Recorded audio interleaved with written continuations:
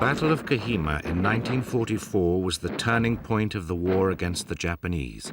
Against appalling odds, the 2nd Division worked its way up narrow, muddy paths in monsoon rains and finally triumphed.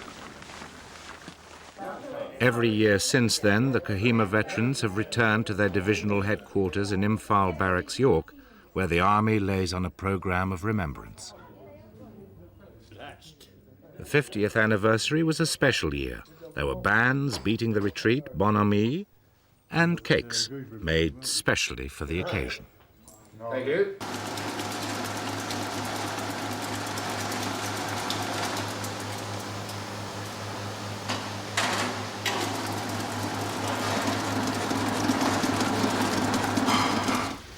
The paymaster did an audit on Friday, and there's some discrepancies between what he's been saying he's getting and what's actually on the invoices.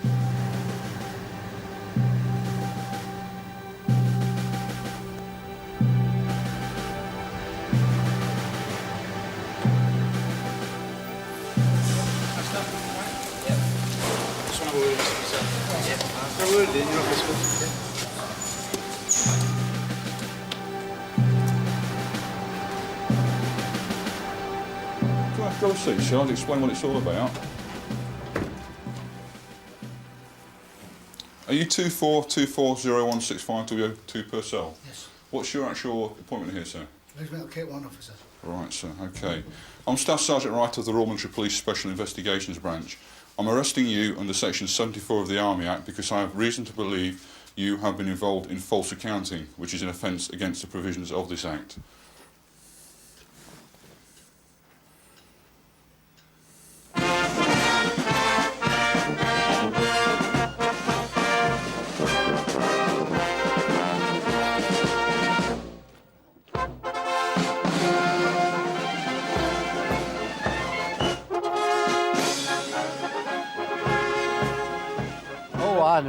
Everybody knows the military police. I mean, you always run away if them bastards showed up. I mean, you don't hang about. Not if you don't got any common sense. They took you in, the belt to your ear all and took you back, and that was it. No argument. They were doing their job, but you didn't like them.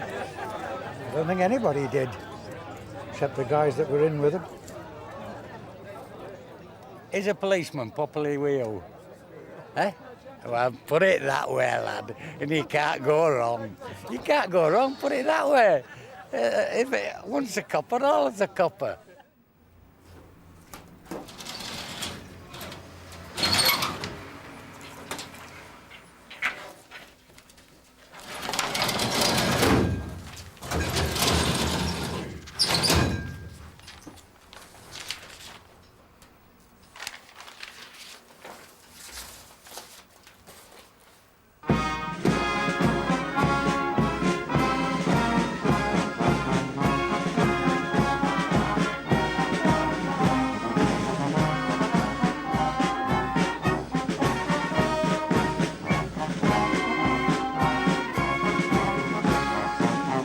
Give them one stripe and they've got power. They've got power. Transport convoys, you name it.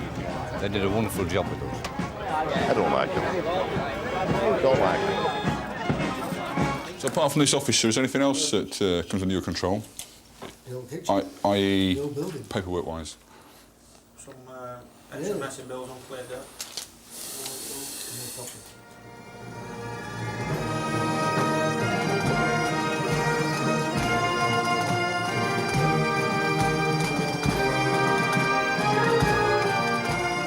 No answer. Very vulgar. But didn't like them. Is that a bull's red flag? Most of them were fine. I know that about it, you know. But you do get one or two of them over officials. I didn't like the military police one bit, but of course, they were there like not to do a job of work.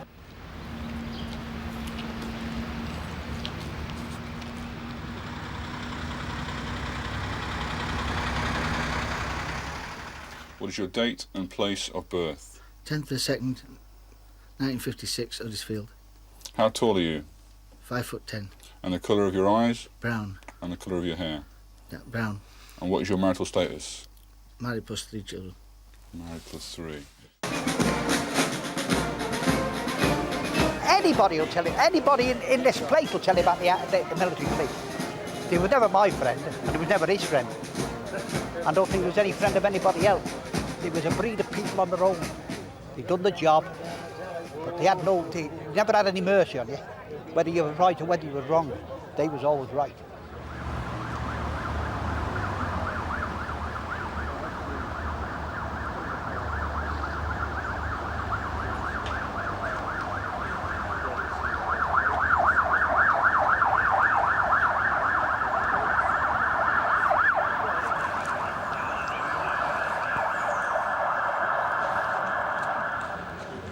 We, in conjunction with the Home Office Police, found a car that had been stolen last night.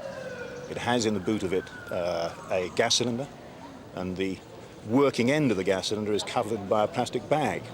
Now, the problem with that, of course, is that this is a tried and tested method that the IRA use for adapting gas cylinders and using them as explosive devices. The car, and that is why we're treating it so seriously, is right on the march past route for the veterans. But, of course, on the podium, which is only yards away from the vehicle, would have been the General Officer commanding Eastern District and our VIP guest, Field Marshal Sir Peter Inge. Who's head of the whole of the armed the armed forces, absolutely.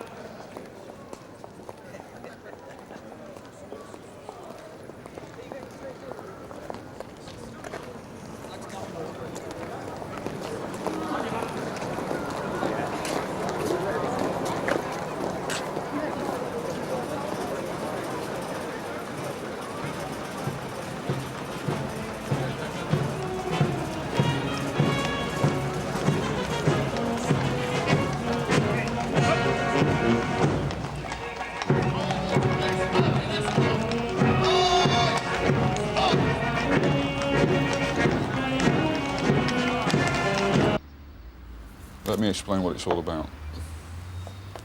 The paymaster did an audit on some accounts last week, and he's come across some discrepancies relating to the extra messing account, which have caused a little bit of concern. Now, the way I understand it, you are responsible for running the extra messing account.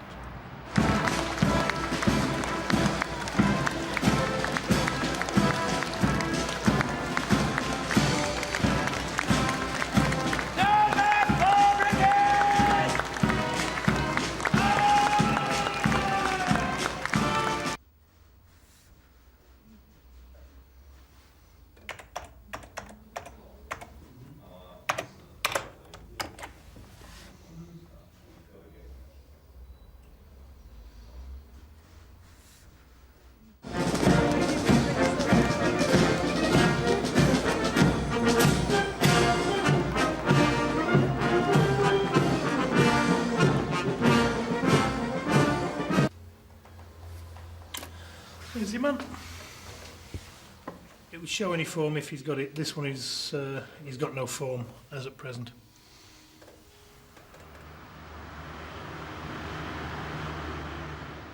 I know what you're getting at now. I know why you got me here. Do you? Yes. Why do you think we got you here? Because I lost 2 receipts last week, Mm. and I put 2 false receipts in. You put what, sorry? 2 false receipts. Yeah? Why did you front up? I didn't say. Front up and say, I've lost a receipt. Nobody's human. I mean, everybody's human, should I say. I mean, it's not the worst thing in the world, is it? I panicked. Simple as that. Well, I didn't really panic, I just naturally went ahead and did it. At the end of the day, he could go to prison. He could go lose his pension, could lose all his gratuities, and basically be thrown out of the army, which is obviously a very severe thing to happen. What he would lose, very difficult to be precise, but we're talking probably as a sergeant major, £60,000, something like that, which is quite a kick in the teeth.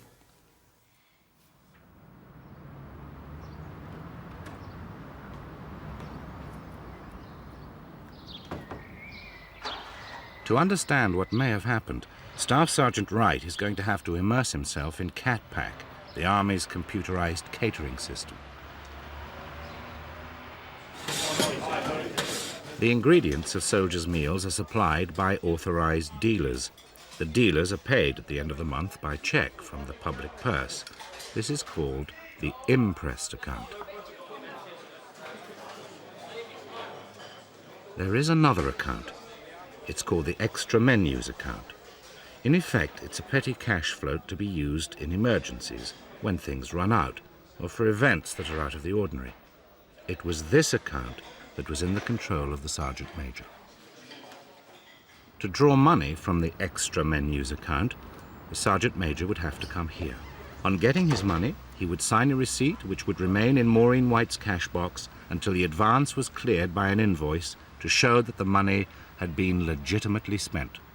The first time he'd come in, he'd drawn £30 for tins for Kahima, and I assumed these to be like pastry tins. Right. He then dashed in a couple of days later for another £20, saying the girl was waiting at the counter, he hadn't enough money, and I then gave him another £20.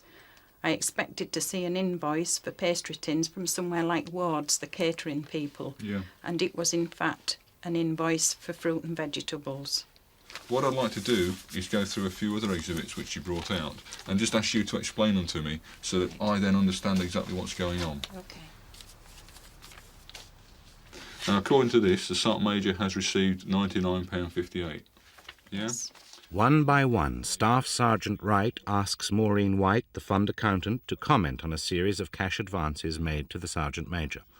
These advances amount to less than £500, but the amount is irrelevant. The Army has always been merciless to its middle management if it suspects that something is awry. I suppose it was a culmination of a few things, really. Dates didn't tally on invoices, bills weren't raised, functions that stuff had been purchased for were for wrong dates, and it just didn't tie up together. Yep. You should be in my job. You make an excellent detective. Wow. No one is yet sure what went on in these kitchens, whether a minor fiddle, a major fraud, or indeed nothing at all. But Maureen White has given the Redcaps some new evidence, and that is sufficient to invite the Sergeant Major in for his second interview. I am making inquiries into an allegation against you that you may be false accounting during the course of your duties. I must caution you that you do not have to say anything unless you wish to do so, but what you say may be given in evidence. Do you agree to commence the interview without a legal advisor present? Yes. Thank you. Gentlemen, could I ask you to leave the interview room now, please? Thank you. The BBC are politely asked to leave the interview room. The transcripts of this second interview will form the basis of any action the Redcaps decide to take. Now, I showed you these last time, and you explained to me that you bought all that stuff for a corporal's mess function. Yes. What corporal's mess function? Corporal's mess function, that was on around that time. Corporal's mess function prior to that was on the 8th of April. That invoice is dated the 19th of April. How can you buy something for a function which happened some weeks before the actual invoice date? How do you explain that? I must have bought it for the kitchen then. For what? For normal use in the kitchen. You don't know. But you can't do that. Why not? Because it's against the system. I'm talking to you right now, and I'm telling you that there was no function for you to buy any food. If there was no function, then it was bought for the kitchen. Prove it. I can't. No, you can't. No, because it's been eaten. Right, okay. When you went into the SFA office, you explained to me that you went and got £50 off Maureen, and you explained to her that it was for veg, for a quarter's mess function. I spoke to Maureen at some depths, and she explained to me that that's not the case at all, and that you explained to her that money was for tins for Kahima, not for vegetable at all. Tins for Kahima? Mm. Tins, what tins? I don't know. It might have been for the cake tins for Kahima. Whatever. Which I didn't use the money for because Kahima cake it's being changed. Mm-hmm. So I explained to her that I'd used it to buy other things with, Mm-hmm. which I did. Are you honestly saying to me now I'm that honestly you telling believe you the system that is should our be used like system. that? You can use the extra messing fund just to nip out and buy things left, right and centre. Explain that to me. Explain it to me. If it's for the kitchen, then there's no bill will be there. I'd now like to show you yet again HNW2, which is receipt TV 15B. Let me explain something to you again, Sergeant Major. That invoice has been paid already. So how can you explain to me how you happen to get your hands on this and then claim it's extra messing when it's already been paid through the Army system? Explain that to me.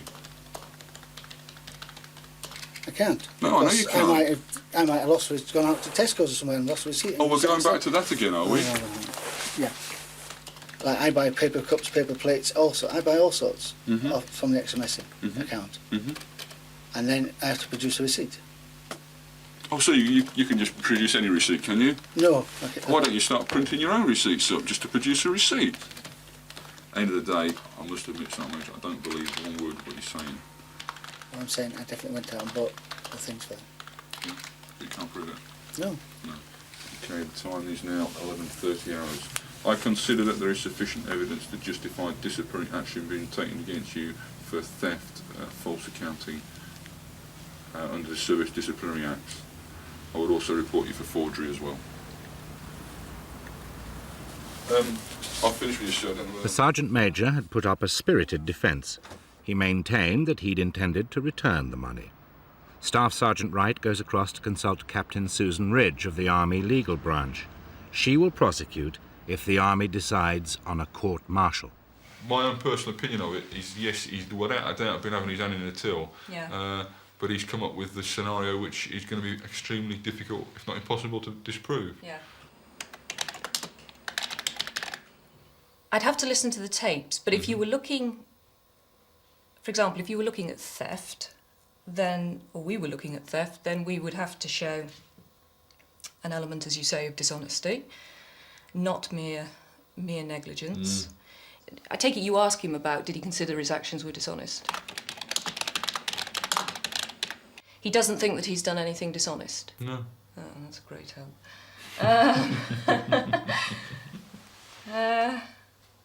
Because otherwise we come down with some small offences like tampering with an official document, a military offence, rather than a... Absolutely. What I need from you, what we need to really do together is decide whether it's worth going the whole hog for the heavier offences or whether we should cut our losses and go for something which we can prove. See, if we could do him for... On a dishonesty offence, he'd probably have to go to court-martial. And he'd probably have to go to general court-martial. Yeah. And if he was convicted of a theft offence, then because he's in a position of trust, he's looking at a prison sentence. They crucify him, basically. Yes. Yeah. He's looking at a prison sentence. And I'd love not to let him get away with it. Have a think, or we'll have a think and see what comes back. All right, Mum. Smashing. Lovely job. Thanks for that. Okay.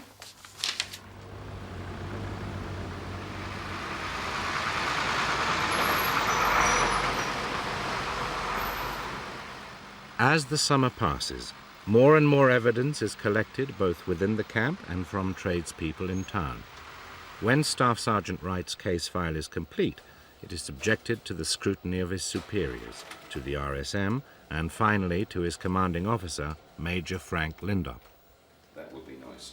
As far as the rest of the file is concerned, it's tidy. There's only one other thing that bothers me, very slightly I have to say, and that's the interview itself.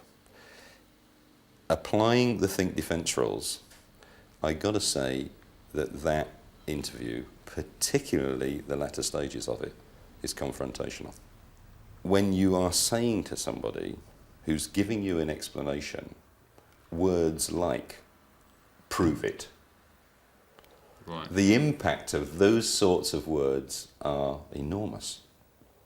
And all that you can do is all that you can achieve from that is, firstly, you're going to shut him up. Worse still, a thrust in terms of the whole business of oppression. Because the fact is, and you know it as well as I know it, as well as he knows it, that it's not a matter for him to prove. I understand that you say I perhaps should have put it over in a better manner. Yeah. But again, in the heat of the interview, I am sort of psyched up against this guy, and the first thing that comes into my head is I want him to be able to prove it to me. Just about every page for the next 5 or 6 pages thereafter, we've got another little thrust, which if it isn't, I suppose it's bordering on sarcasm in many ways, but it certainly is a direct prod which looks as if we are pursuing a confession. And that is the problem, because we can't pursue confessions. You're an old-fashioned detective. Be a modern detective, please. That's important. No problem, sir. As far as I can see, the rest of it is very reasonable, and we've got to be on a goer, haven't we?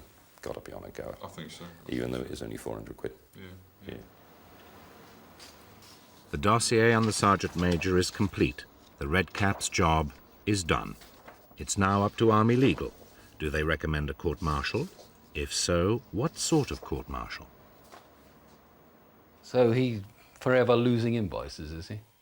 He seems to have a problem keeping them, yes. Yeah, right. Is this a dishonest man, or is this a man who's been stupid? I think it's a dishonest man if you go on the basis of what is said by Mrs. White and the NCO in the kitchen. If they were to sort of be as firm as they are in their statements in court, then I think they could show that there are sufficient inconsistencies in his evidence to show that he was dishonest. Right. If, however, they did not come up to proof, then I think it would be more difficult. I was considering, in advice, recommending General Court-Martial.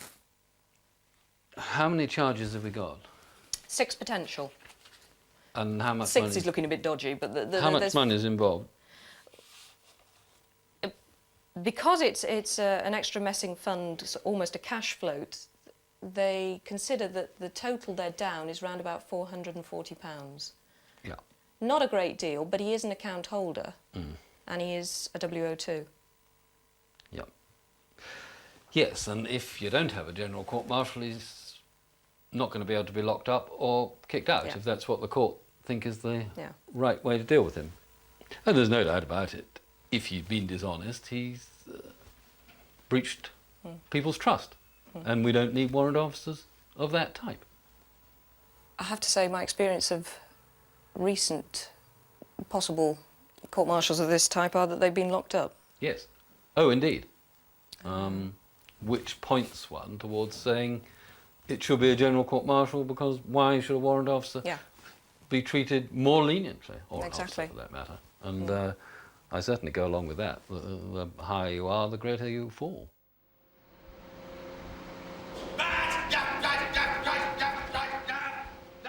Later that summer, the Sergeant Major was marched in front of his commanding officer. He is to face trial by General Court-Martial, which has the power to imprison him.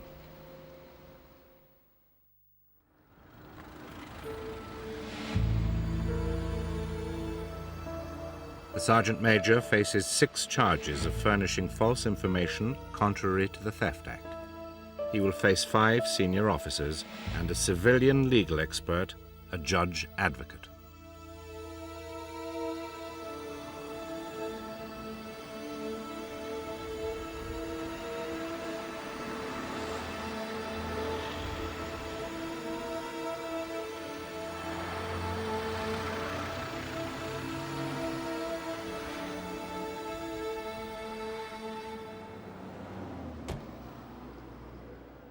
Leading for the prosecution is the newly promoted Major Susan Ridge. Defending is former cavalry officer turned civilian, Mr. or Colonel Jeremy Moon.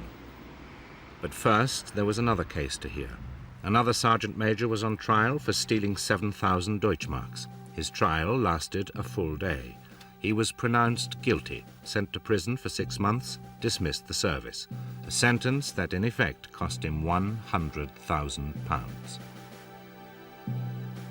Now it was Purcell's turn, the moment of decision. He had waited 14 months. His whole future depended on the next few hours.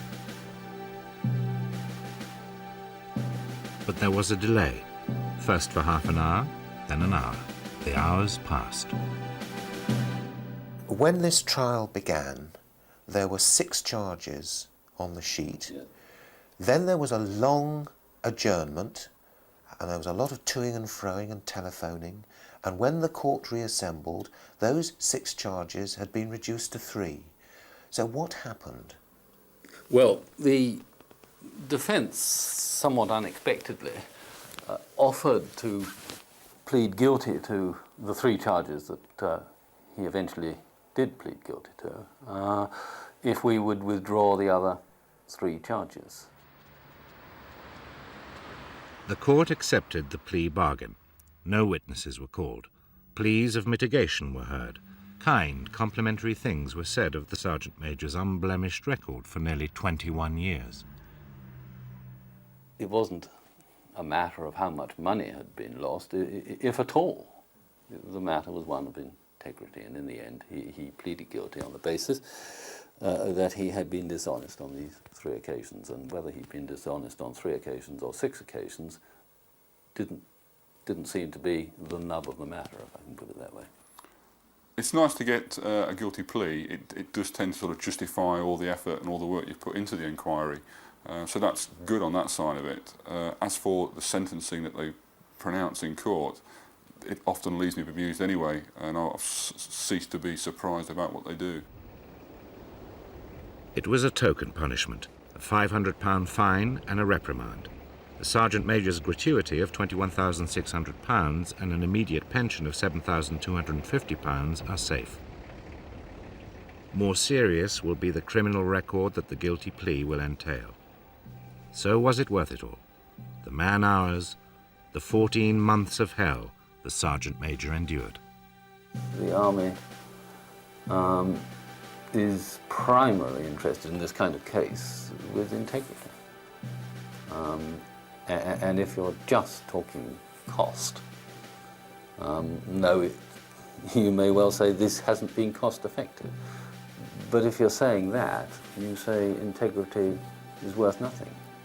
And that's not a proposition with which I happen to agree.